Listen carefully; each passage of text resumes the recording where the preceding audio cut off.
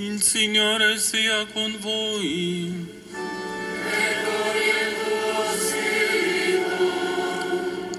Il Signore vi benedica e vi custodisca.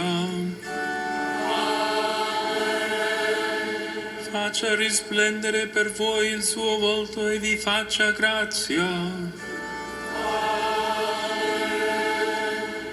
Rivolga a voi il suo volto e vi conceda la sua pace.